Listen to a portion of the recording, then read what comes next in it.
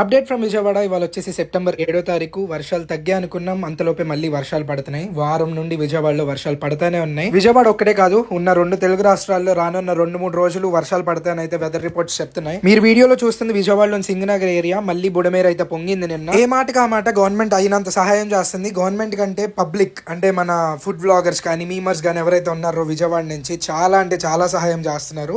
Situation మెరుగుపడుతుందనే లోపు మళ్ళీ వర్షాలు అయితే మొదలయ్యాయి. సో మీరు ఏం జరిగినా కానీ ధైర్యంగా అయితే ఉండండి. సో నేనైతే మీకు వారం నుండి అప్డేట్స్ ప్రొవైడ్ చేస్తున్నా. మరిన్ని అప్డేట్స్ కోసం పేజ్ అయితే ఫాలో చేసుకోండి అండ్ ఈ వీడియోని కూడా షేర్ చేయండి. సో దట్ అందరికీ విజయవాడ పరిస్థితి ఎలా ఉందో తెలిసిద్ది. ఏ మాటకి ఆ మాట, ఈ రీటైనింగ్ వాల్ లేకపోతే విజయవాడ రూపురేఖలే ఇంకా వేరేలా ఉండేవి.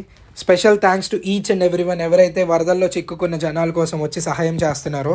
ఈ వర్షాలు మళ్ళీ ఇలానే ఒక 2-3 రోజులు పడితే మళ్ళీ కృష్ణానది అయితే పొంగిద్ది. ఆల్రెడీ ఒక సైడ్ బుడమేరు అయితే పొంగుతుంది. వర్షాలు పడకూడదని మరియు విజయవాడ ఈ సిచ్యువేషన్ నుంచి ఎంత త్వరగా వీలైతే అంత త్వరగా బయటపడాలని అయితే